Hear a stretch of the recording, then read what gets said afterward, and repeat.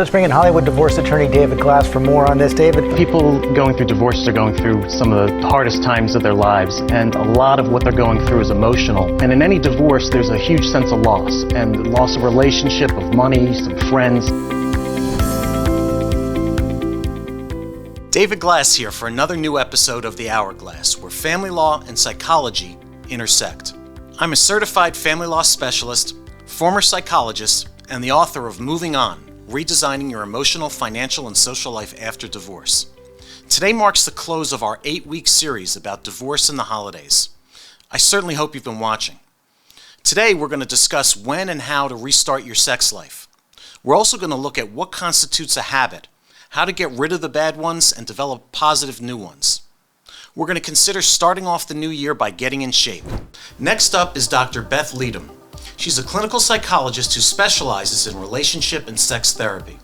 She has served on the board of directors for the LA County Psychological Association and teaches grad students. She is also a member of the California and American Psychological Associations and a member of the American Association of Sex Educators, Counselors, and Therapists. Dr. Leedham, the subject of sex is a delicate one.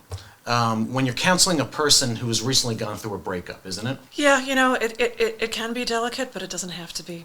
People are really uncomfortable talking about sex because we really don't get trained to. Right. But, part of my job is to get people to open up and talk about things, and so we can confront whatever problems have developed. Sure. So what are some of the do's and don'ts about having sex after a breakup? Sure. So sexual problems are really common, even among happy couples. They're exceptionally common among couples who eventually break up.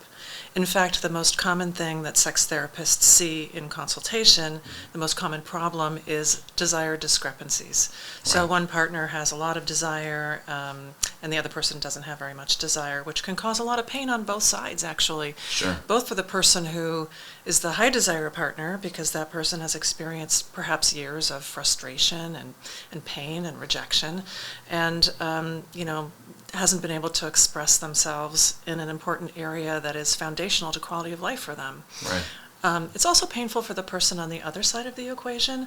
That person has often experienced a lot of frustration and may have come to feel blamed or defensive, or has been listening to a lot of their partner talking about how their disappointment, right?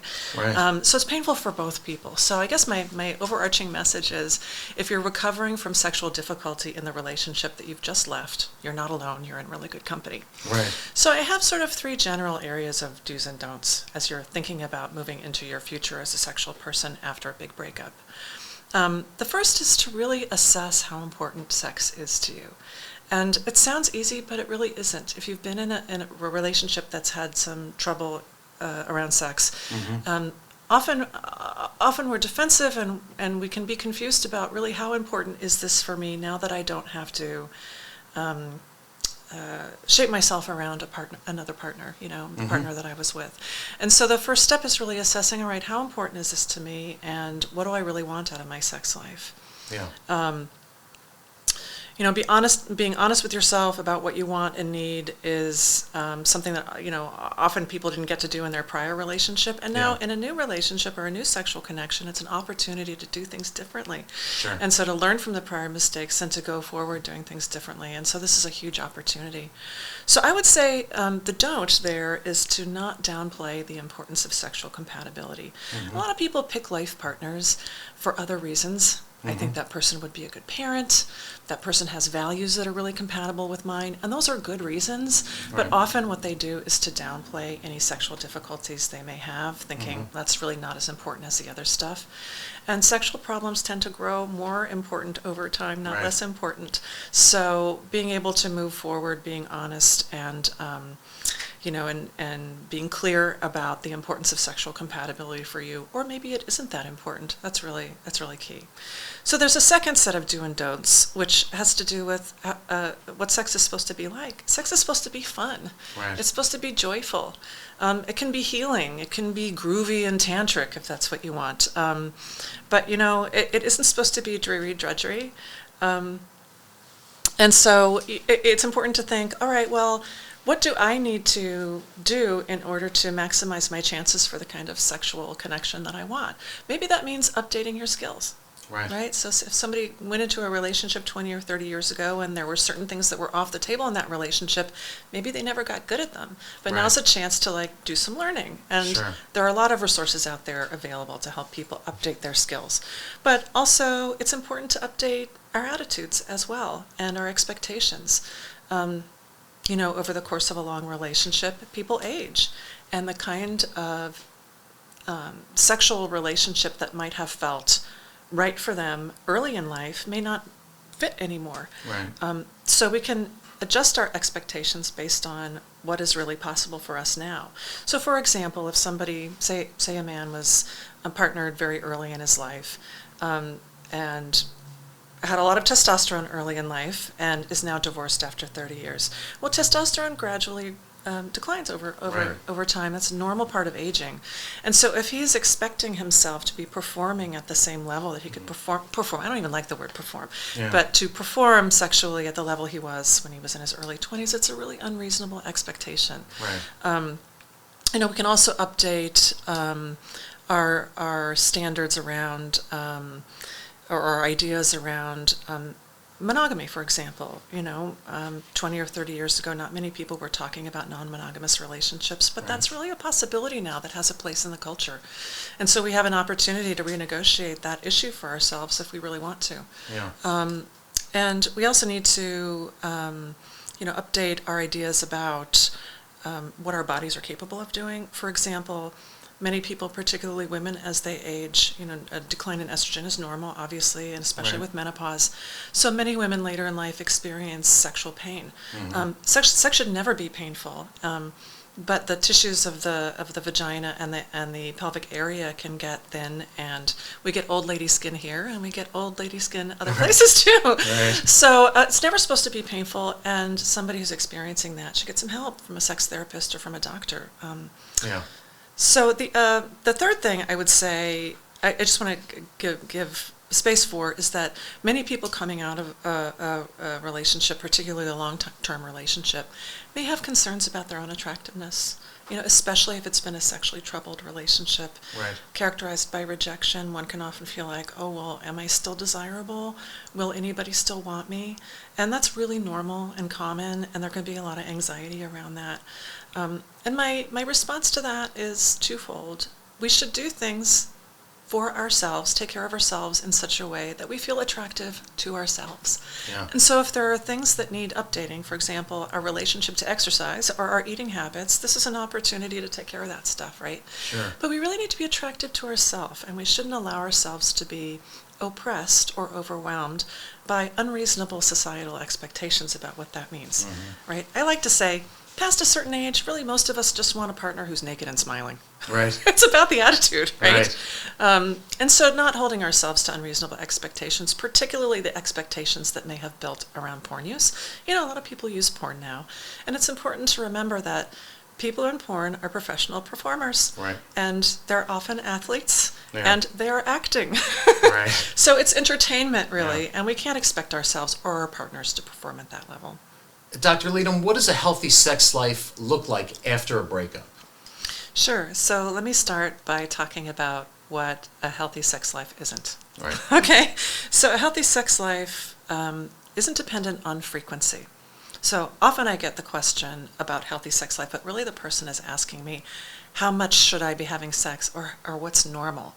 And one person's normal may not be another person's normal. I know people who are middle-aged and are having sex every day, and I know people who are not having sex at all, and that's normal for them, and that's comfortable and healthy for them. So it really doesn't have to do with frequency. It also, people often define sex as a body part being inserted into another body part. And for heterosexual couples, often they define sex as penis and vagina. Penis and vagina intercourse, right? But that's a really narrow definition of sex. I don't like that definition because it's really restrictive. And the problem is that with aging, sometimes we can't have that because, some of our parts may be in hibernation temporarily or having a bad day. So I like to define sex, healthy sex, as widely as possible. If you are having a sensual experience with your partner where there's erotic energy, that counts as sex. It doesn't have to be limited to a specific set of behaviors. So I think it's really healthy and useful to think flexibly. And I've already said something about porn star sex. Healthy sex doesn't have to be porn star sex. So what is healthy sex? Healthy sex is one where there's ongoing enthusiastic consent, right? We all have to be attuned to that. Yeah. And what might be consensual on one day might not be consensual on another day, depending on how a person is feeling. So it's important to have healthy communication, and that's Sure. really foundational.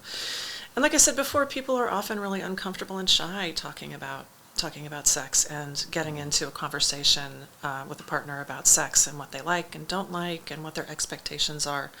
But there is a great exercise that I can suggest to people. If you just Google yes, no, maybe list sex, up will come a bunch of examples of this kind of list. It's a list of sexual behaviors, and the people can go through and list, yes, I've done that before and I like it.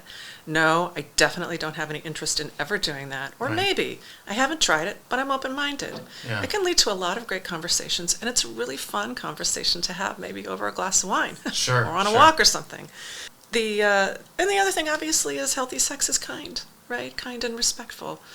And one in which we make our expectations and our limitations clear to our partners so that everybody knows what's going on and we don't have room for misunderstandings or hurt feelings. Right? Right.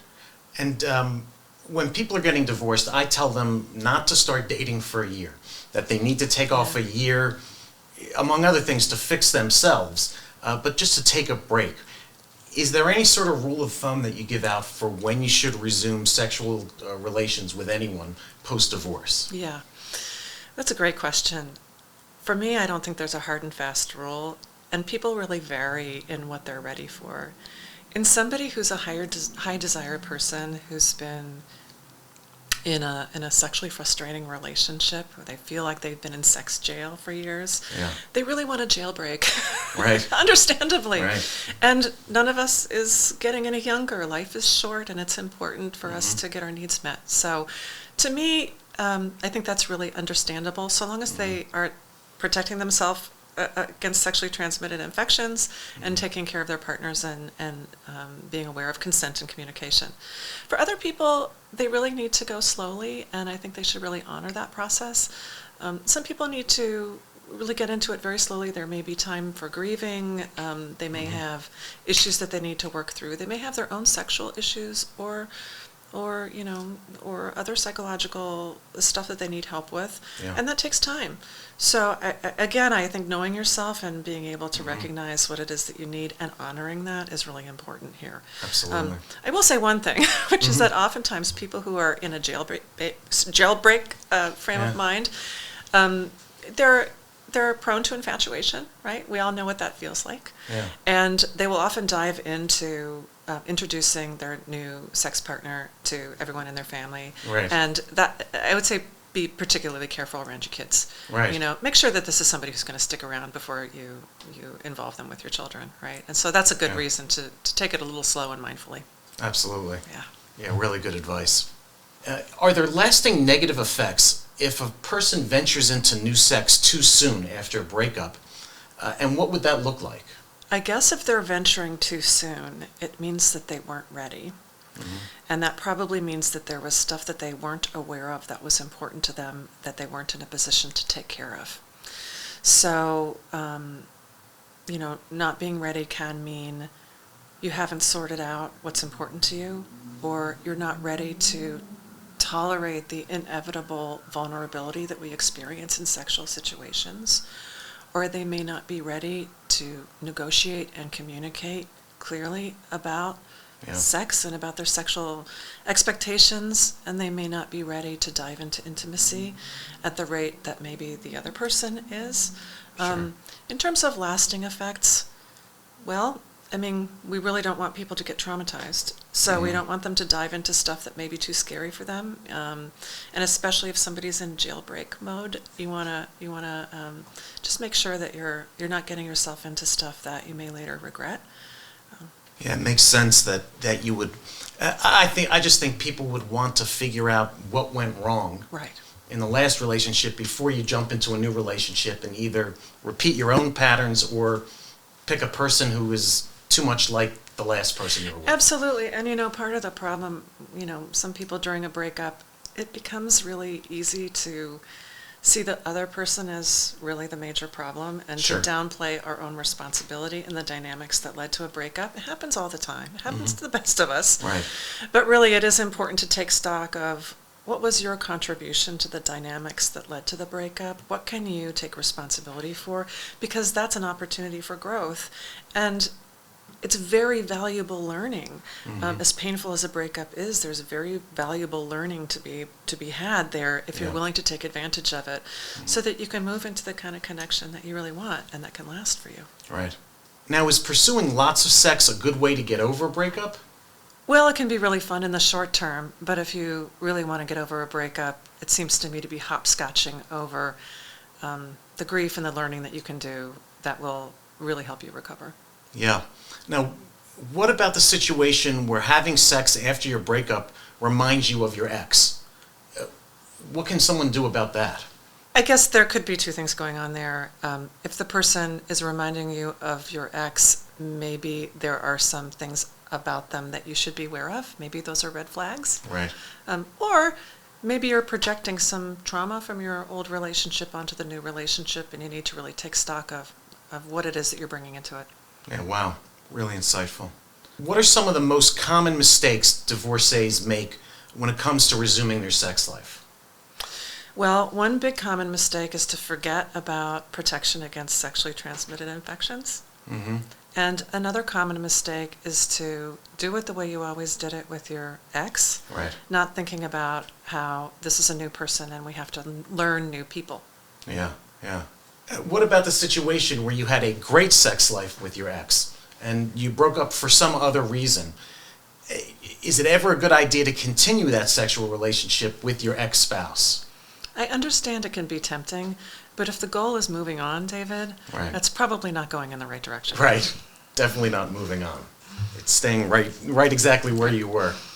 What should you do if you have zero interest in sex, especially if it's been a long period of time since the breakup? Sure. So it depends on whether you want to have interest in sex.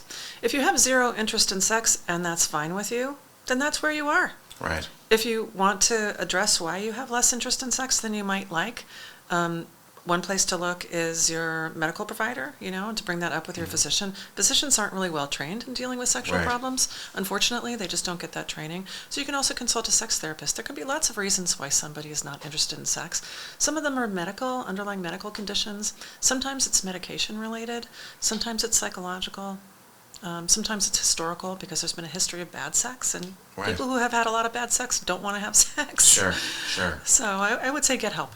Yeah, and ask the questions. Yeah. With the new year just hours away, what are some reasonable goals to list if you want to kickstart your sex life? Well, I would say in the new year, consider the fact that you're entitled to pleasure. We are entitled to pleasure if we want it, and we are also entitled to be the sexual being that is right for us. So going into the new year, I would suggest that people think about not pretzeling themselves into a shape that doesn't really fit them, but thinking about what really is the most authentic form of sexual expression for them, and seek it out. So if a person goes to sex therapy after a breakup, what should they expect? If they haven't been to a therapist before, what should they expect in meeting this therapist? Sure. So sex therapists are certified. You would want to look for somebody who's a certified sex therapist who has specialized training in it. And we tend to keep people in therapy for as long as it takes to address the problem that they're seeking help with. We don't keep people in therapy endlessly. The goal of sex therapy is actually to help you fix your problem and get you out of sex therapy. Right. So there's an initial consultation or two where we're really assessing the problems and assessing what the goals for treatment are. And then we proceed with homework. Sex therapy never involves any kind of sexual behavior in the session or any kinds of touching with the therapist, but we do give a lot of homework. And homework is basically, I frame it as an experiment. Go off and run this experiment, come back with the data, and we'll learn from the data and we'll formulate a new experiment to help you grow or to help you overcome any problems that are getting in the way of a good experience. Yeah. Now, what role does communication play when you're engaging with a new partner? Well, my view is that communication is everything. It's really foundational. And even when it's uncomfortable, practice. It gets easier with practice. Right. I'll sometimes suggest to people who are really uncomfortable using sexual language or talking about sex to write a script and to practice it all by themselves in the bathroom. Right. Just so they can desensitize themselves and get used to it. Sure. But it's really difficult to get our needs met if we can't talk about our needs. Right. And it's really difficult to make sure that we're on the same page with a partner if we can't talk about it. Absolutely. Thanks so much for sharing some solid suggestions for our audience today. Sex is not something that is easy to discuss for many. So just listening to you was, I'm sure, very helpful to those who are reluctant to even talk about it. All the topics you covered were important and hard ones for many of our viewers to articulate. How do people find you if they want to consult with you about whatever their sex issues might be? Sure. So a great place to look for a sex therapist any place in the country is at the website for the American Association of Sex Educators, Counselors, and Therapists. That's the main certifying body in the United States for sex therapists. Mm-hmm. And they have a search function where you can look by state. So for example, somebody in California, a person in California seeking services can see anybody who's licensed in California. Right. And it's organized by state. I'm in there, so you can find me there. Okay, and specifically, if they're looking for you, how do they find you on the web? Oh, sure. So my address is www.drbethleedham.com. Great. Thanks so much for coming in today. Thank you. In our next segment, we have USC Provost Professor Emeritus of Psychology and Business, Wendy Wood. So how long exactly does it take to form a habit? If you are trying to create new habits, is there an average length of time? Is there a certain number of repetitions that you have to do? It'd be nice if there was. You could say, okay, I'm finally done. I formed that habit. I don't have to struggle anymore. Right. If you think of habits as a learning system, though, it makes sense that there wouldn't be a number, right? Because some things are just harder to learn than others. And so if you have complex activities, like going to the gym is pretty complicated when you think about all the things you have to organize in order to get there. That's a complex habit to form. And there are some people who think it never actually completely becomes a habit. So some parts of it might. You get your workout clothes together, you put them in a bag, you put them by the door, and then that reminds you, oh yeah, I was going to go to the gym, and then you just get in the car and you head there without thinking a whole lot about it. But there are probably parts of it that are also more thoughtful. So for complex behaviors, they may never completely become habitual, and it will take longer for them to become habits than something simple like, for most of us, we make coffee in the morning out of habit. And we tend to do the same things every day because we figured out something that's good enough or something that tastes good to us. And we just do it over and over. And that might only take a month of repetition. But it really depends on how complex the behavior is, how many times you have to repeat it in order for those habit memory associations to form. Okay, now why is it that certain weight loss programs, commercial programs, without naming names, how come they don't always work for people in changing their habits around eating and potentially losing weight? Well, as I said, most of us don't understand how to change habit memories. And we go in it with great motivation and goals, thinking that we're going to change our behavior, we're going to lose weight, and we do so effortfully, trying hard, really controlling our behavior. But then, as I said, over time, that just gets tedious and effortful and no fun. You're not only not able to eat the things that you're used to and come to like, you have to start figuring out other foods to eat that you don't like so much. You have to control. And most weight control efforts are like that. We're not focusing on ways to control our habits. Instead, we're going to the easy solution, which is, let me just control my behavior, and ultimately I'm sure I'll win, which is, for most of us, I'm afraid, wishful thinking. Right.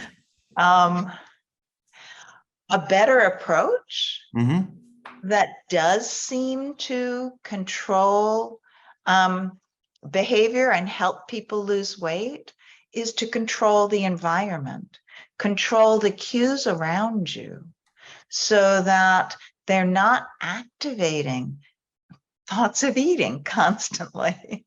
I mean, we've all stood in front of the refrigerator and just automatically opened it and looked inside to see what was there, even if we weren't hungry. That's what happens when you have a habit, is you just do the behavior. Sure. Chips on the counter, you're going to put your hand in the bag, whether you're hungry or not. Mm-hmm. So controlling the behavior, controlling the context would be moving the bag of chips off of the counter, not having food around. It would be maybe not having it in the house if you don't want to eat it. One of my tricks is I like sweet things. So whenever I end up buying something that's sweet, I freeze it. And then you just have to wait a while to eat it for it to defrost. And that for me works. But everybody will find tricks if they focus on controlling the environment, not so much controlling themselves. It doesn't stop you from eating these foods, right? But you don't have to stop eating them. You just want to eat a little bit less in order to lose weight. And so figuring out ways to change the environment and make it a little bit harder to eat the way you normally do is, and in current research, seems to be the key. Sure. Now, just slightly different, is there any sort of magic in ridding yourself of an addiction, whether it's drugs or alcohol or gambling? How do habits play in that? Well, I don't study addictions. I just study habits. Addictions are related to habits because they involve habits, but they involve other things as well. We typically think of addictions as involving some substance that alters your mental or physical state. Sure. And habits are much broader than that. So habit memories are involved in addiction, but addiction is more than just a habit. And I think sometimes people use the term addiction when really they mean a strong habit. Sure. We think of like video game addiction or addiction to your cell phones. If I took your cell phone away, you'd probably think about it a few times, but I don't think you'd suffer withdrawal. Right. The same way that an alcoholic would suffer withdrawal if they stop drinking. So habits are a slightly different system. Our cell phones form strong habits, and video games can form strong habits too. But it's not necessarily an addiction. All right. Anything else that I've missed that our viewers would appreciate hearing about in how habits can help them in their lives? Well, we used to think that some people had a lot of self-control. Some of this came from those old marshmallow studies. Do you remember Walter Mischel gave 4-year-olds a marshmallow, and if they could sit there and not eat it 10 or 15 minutes, then they got 2 marshmallows. And only some kids could do that. And the kids who could do it ended up growing up getting higher SAT scores, getting better grades, even weighing less. than kids who Yeah. gave into that temptation. So we started to think that some people, boy, they just have really strong self-control and willpower, and they're just meant for success. And the rest of us, well, too bad. Because it's something that you either have when you're 4 or you're not going to have it. Right. But if you look at that research a little bit more closely, you come away with really different impressions. One of the conditions in that study, that original study with the 4-year-olds and the marshmallow, what they did is they took the marshmallow and put it aside and put a pie tin on it Right. and told the kids, you can eat this anytime you want to, but we're just going to put a tin over it and lift it up if you want to. But if you can wait those 10 or 15 minutes, then you'll get 2 marshmallows. Right. Almost all the kids could do it then. Right. They could all wait. They all exerted self-control, which is what we've learned about self-control. It's so much more about the environment that you're in, right?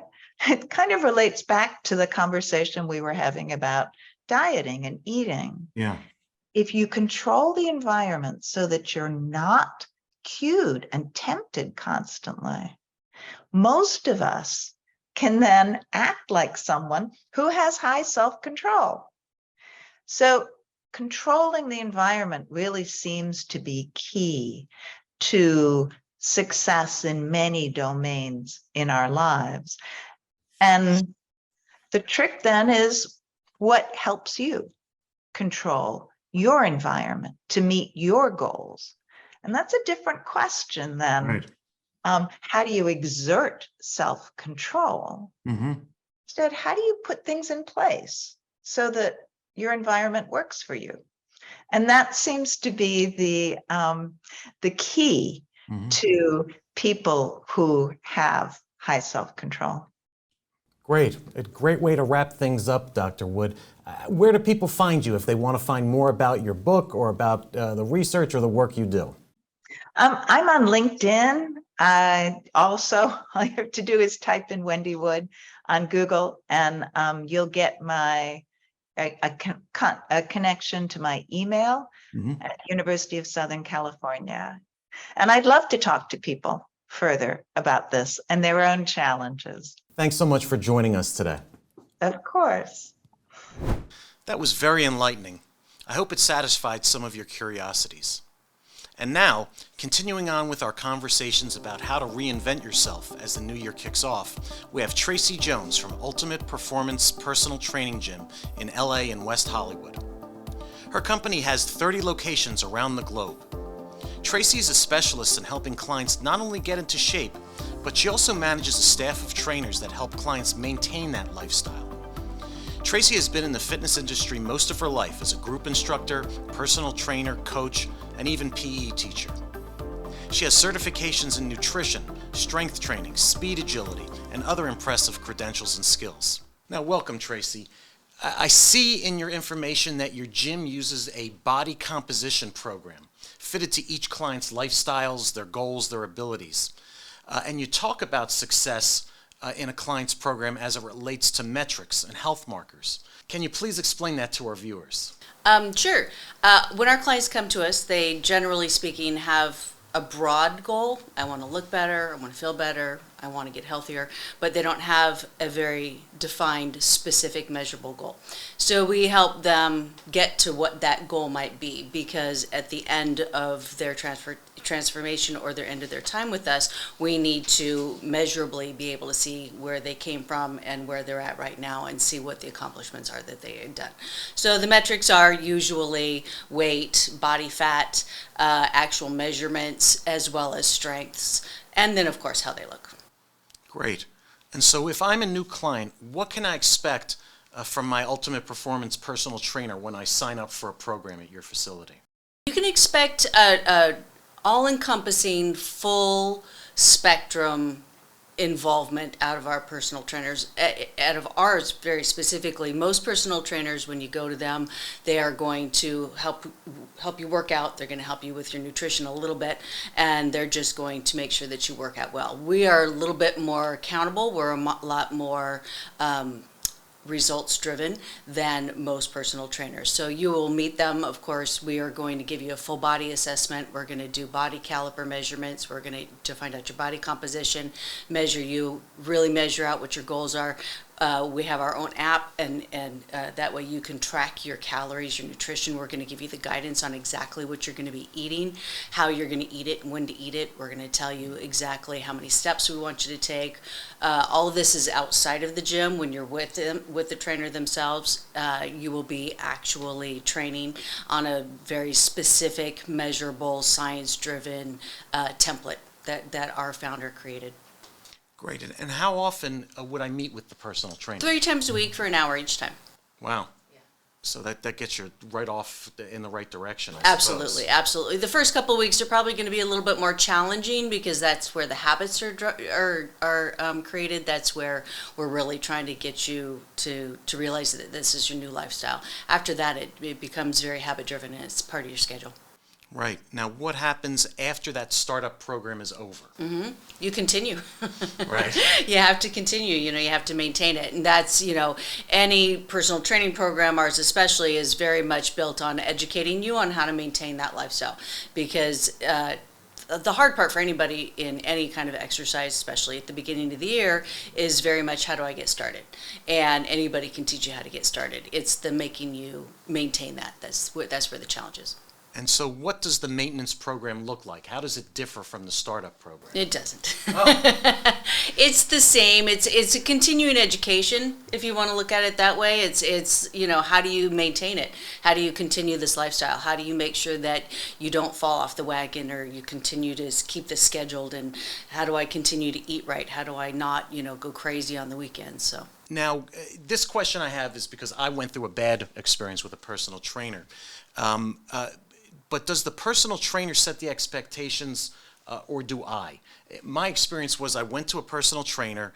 He worked me to death to where I, after every session, I either felt like I was going to throw up or I actually threw up. I'd go home. I couldn't do anything afterwards. And I don't think it was part of the startup, getting used to a new situation. So taking us back to the question, how does a personal trainer and the client figure that out? At the beginning of your first initial consultation is 90 minutes long. That's where you're really setting up all your expectations. That's where the client is telling the trainer what their goals are, what they're expecting, what they want to get out of that. Then the trainer also is going to share their hopes, because a lot of people, they don't think they can go as far as they can go. So if they whether it's a weight loss goal or a strength gain goal, regardless what their goal is, people don't really believe that they can do as much as they're capable of doing. So sometimes the trainers, yes, do over push you. That was probably not a good example of personal training. In the beginning, it is challenging, like you said, but it shouldn't be challenging like that. A trainer should be gauging your reactions and gauging your abilities every moment during the training session, and then we do have people that don't feel good and do get sick, and that is a part of it, because your lactic acid builds up in your stomach and it actually makes you not feel good. But you get used to that. You should get used to that, unless somebody is inappropriately training you. Now, what kind of questions should I ask my potential personal trainer before I actually sign up? Hopefully you will get a really good background on the trainer before you even are with them. You'll get a good idea of what their history is, what their modality is, because there's a lot of different types of training. There's a lot of different types of trainers.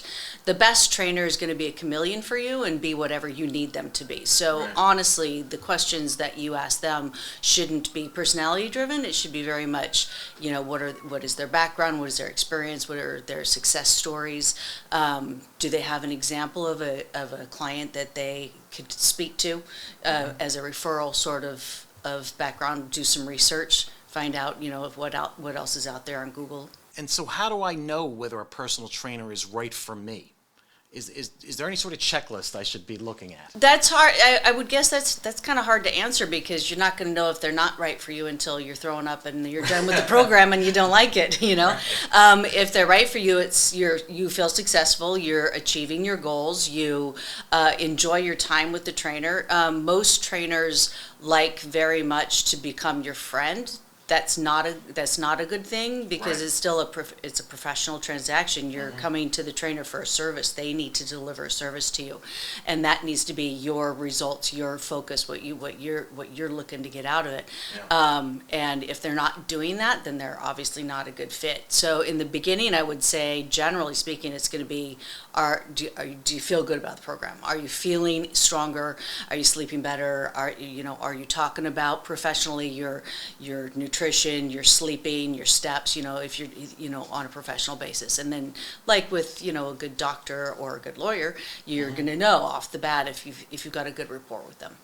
Looking specifically at if someone's depressed, why is working out or getting exercise an important part of rising themselves out of that depression? It's the number one most important thing for them to do to get out of the depression because of the endorphins. I mean, that's the only natural antidepressant that you're going to get.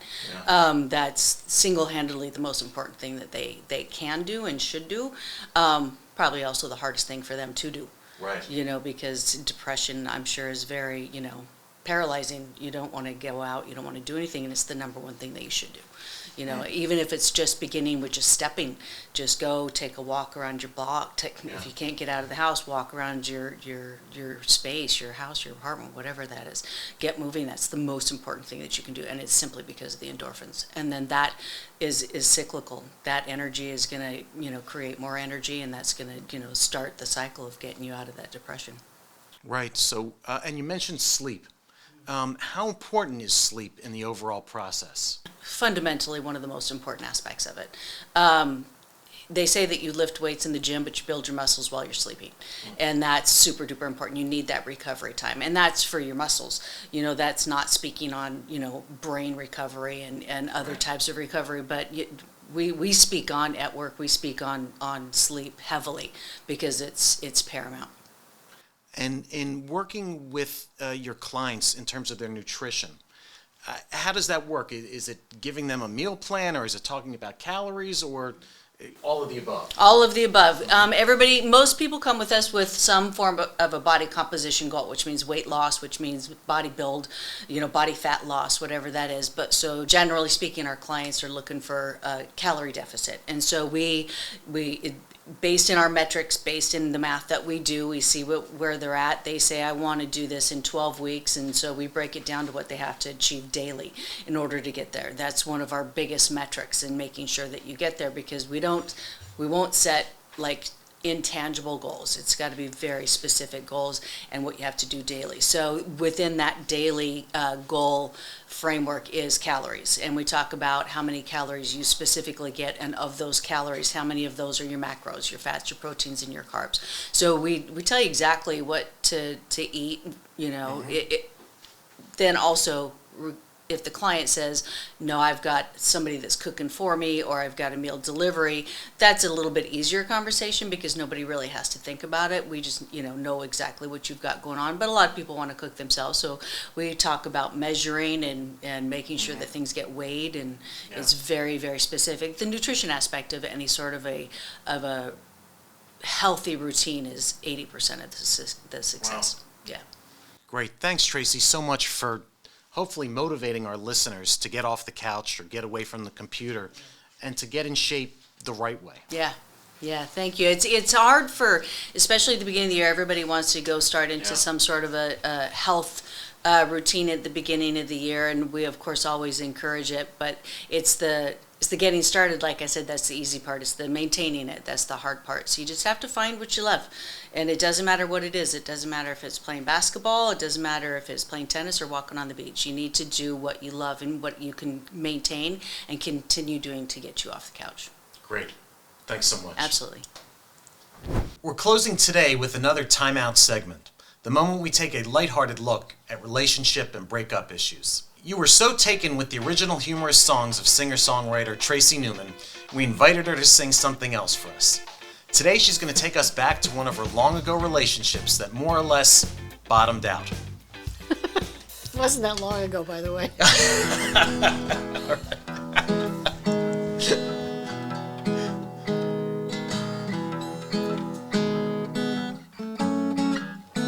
I'm embarrassed to say this relationship works because we never talk.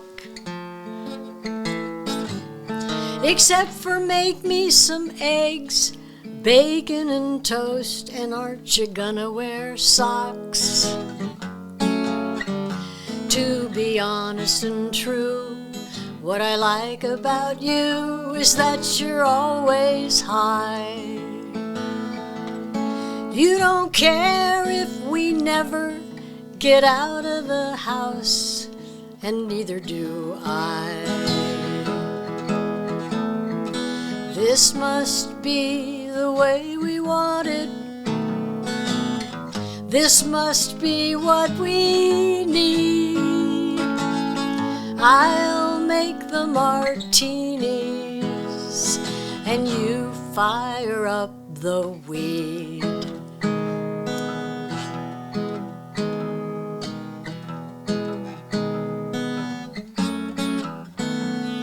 I have so much guilt attached to how we began, and that's what silences me. You were with someone else, I snatched you up for myself like the last piece of meat. Not that you didn't jump at the chance, old dog that you are. But I opened the door, patted the seat, and said, get in the car. This must be the way we want it. This must be what we need. I'll make the martinis, and you fire up the weed. I think that talking things through is overrated. I'd rather be blue and medicated. It took a few years and buckets of tears for me to understand why your ex never once even complained when I took her man. She was patiently waiting for a sucker like me to come onto the scene. I did her a favor, and she'll be forever grateful to me. This must be the way we want it. This must be what we need. I'll make the martinis, and you fire up the weed. We'll keep each other out of circulation, doing mankind a very good deed.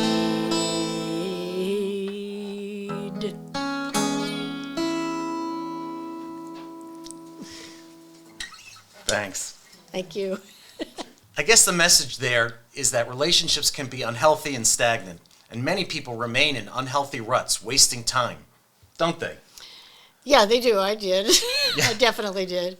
If you want any song about relationships being bad, breaking up, anything related to relationships, I've got the songs. All right. We'll keep you on tap. This is the last episode of our 12-episode season. Mm-hmm. We'll be starting up again in the new year, and we'll definitely have you back. Oh, that'll be great. Thanks so much. Thank you. Speaking of Tracy's song, here's my choice for today's set of lyrics to consider. Another song selection that refers to time and the importance of it. I've chosen an oldie, Sitting on the Dock of the Bay by Otis Redding. The overall meaning of the lyric seems to infer that the person is just lazily sitting on a dock, watching the boats go by. Some say that the true interpretation of the song is that the individual is simply remaining passive about everything, just observing, allowing life to pass him by. It finishes with, "I'm just sitting on the dock of the bay, wasting time." Don't be like the person in the song. Don't waste time. Don't sit idly by watching things come and go. Get busy. Get involved. Kick off the new year with activities and goals that move you forward. It's a new year, so make good use of every one of your upcoming 525,600 minutes. Thanks for staying with us over the last 12 episodes. We'll be back after the new year with all new episodes, so stay tuned.